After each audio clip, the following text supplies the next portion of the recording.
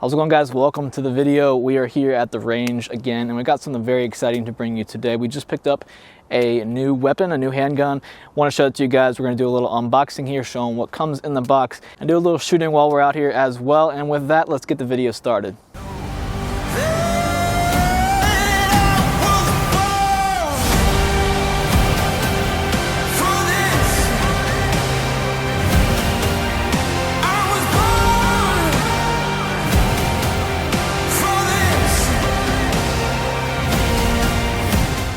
So welcome to the video. Here is the new handgun we just purchased. It is a Smith and Wesson M&P 2.0. It's a special edition, sort of. It's called the Spec Series, but it is the full-size Smith and Wesson M&P 2.0. It comes with a FDE slide, and it has the black frame. The contrast looks amazing, and we have outfitted this with a Holosun 509T.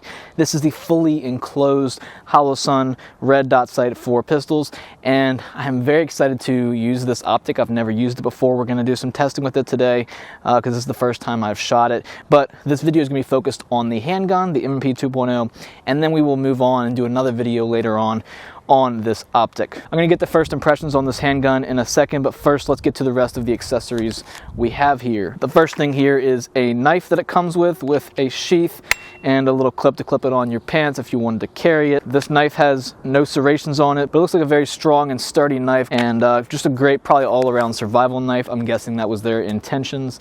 Over here we have a little coin that says M&P Spec Series 2021. Not sure what the purpose of this coin is, but it looks cool. And it's probably a little collector's item here that adds to the collector's value of this kit as a whole. It does come with 3 different back strap sizes here included, as well as the one on it, so 4 total.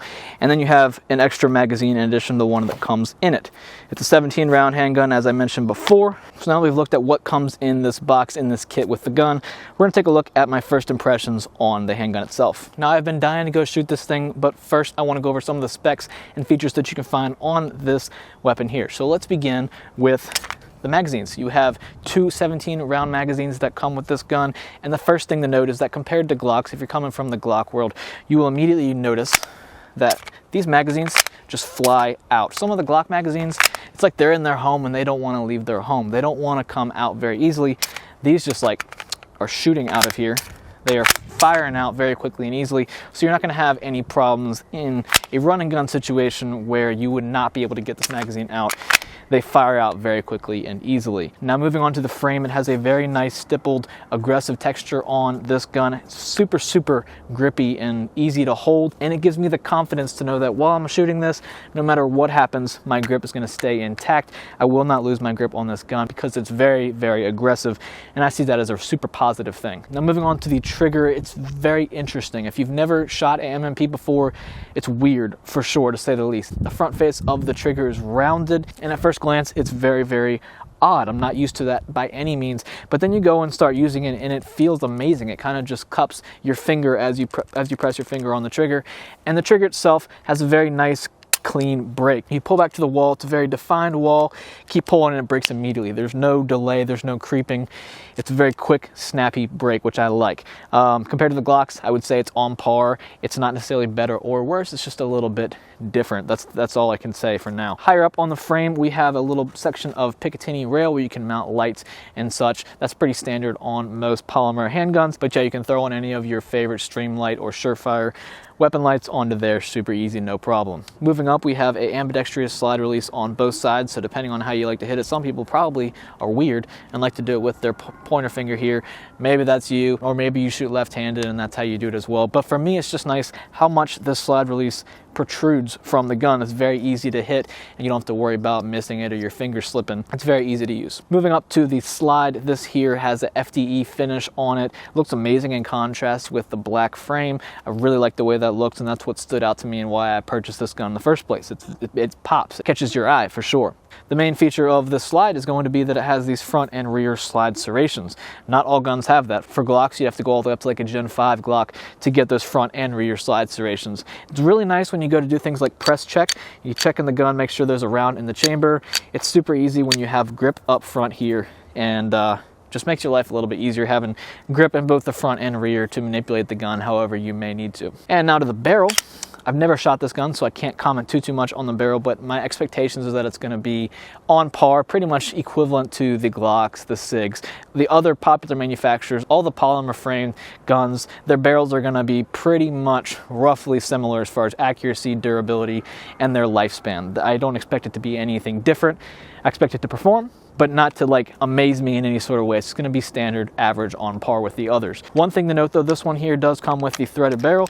So if I wanted to take this little cap off, I could then throw on something like a suppressor or some other attachment onto the end of the gun here.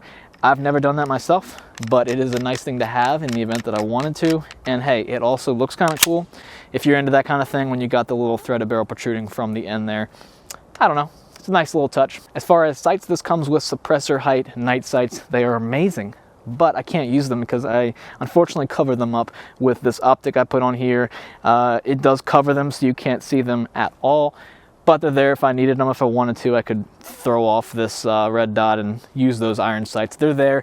They work well, I'm sure. They look like they're going to get the job done just fine. And I believe that completes all the features of this gun. We've gone over pretty much everything, and I know it's a little bit different than the standard run-of-the-mill M&P 2.0. This is a special series, a special edition.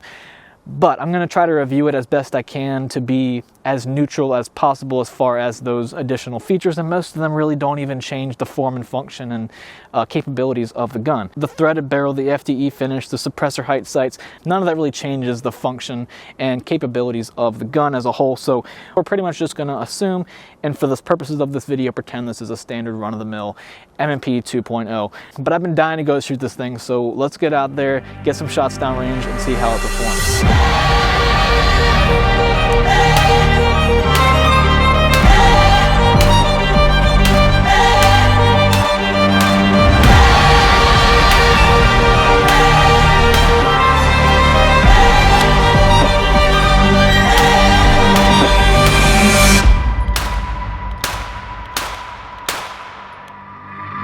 All right guys, just finished up shooting with the M&P 2.0. I've absolutely loved shooting this thing. It is an awesome, really good looking gun, and it's been a blast to shoot with today. It shoots well, it shoots pretty flat. It's just been a really fun experience shooting it. So I wanted to finish off with my last 5 rounds here. We got a steel target down there. Wanted to see how many hits I can get. Hopefully I don't embarrass myself, but let's give it a little go.